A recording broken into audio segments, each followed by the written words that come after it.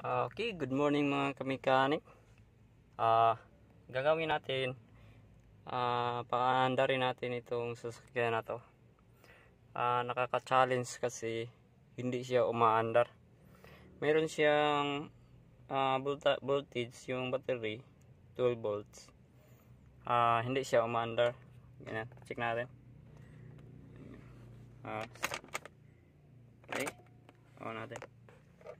So, i-on natin ignition, i-start natin, ganyan lang lumalabas. Yan, yung ka-challenge na to. Kailangan natin na paanda rin. Kasi, ayan, nakaganyan lang. At saka yung niya, hindi umiilaw. Yung dito. Okay, kailangan talaga ito ng pagpasensya.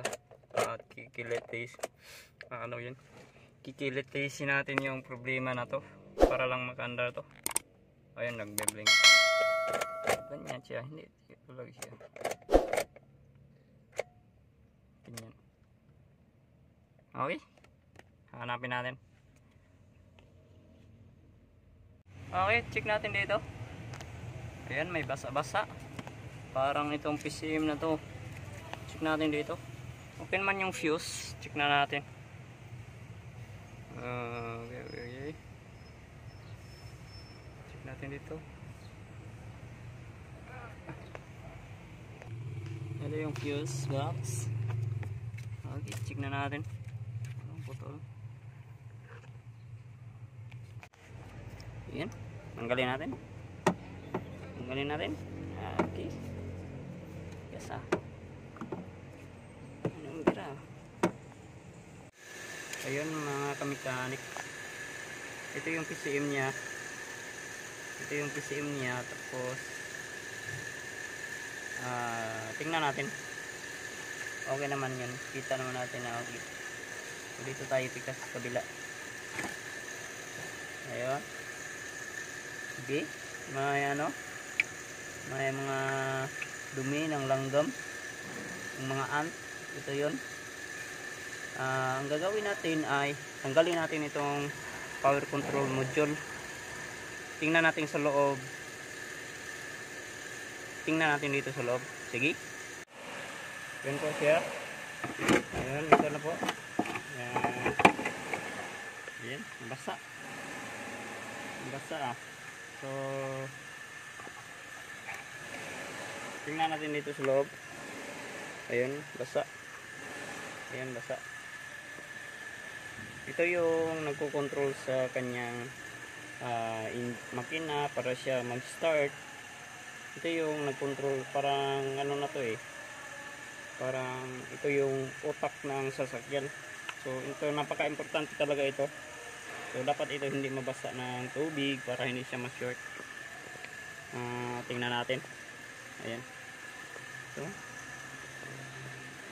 ayan ito yung, ayun po mga kamekanik, nakapasok talaga yung tubig dito sa loob sa kanyang PCM. Ayun, nakapasok talaga. Ayan, pasok talaga. So, tanggalin natin. Ayun po, basang basa. Yan, basa. Sobrang basa po talaga. Ayun po.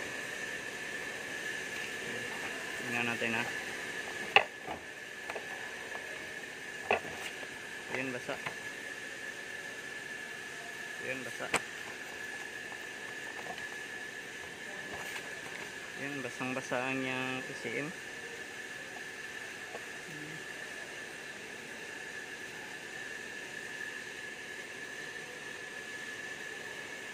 Short na talaga.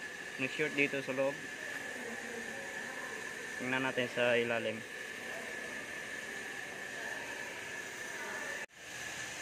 Ayan.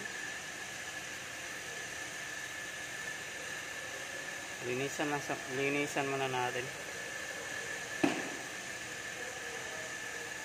Dito na yan basa. Sa ulan. Okay.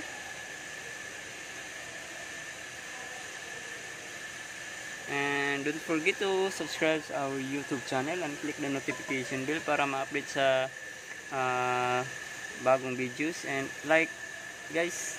And ayun, dito lang muna tayo kasi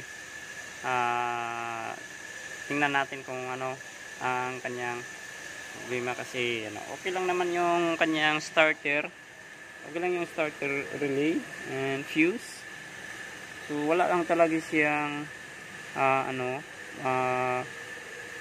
power pag ignition natin. Hindi siya hindi siya umaandar.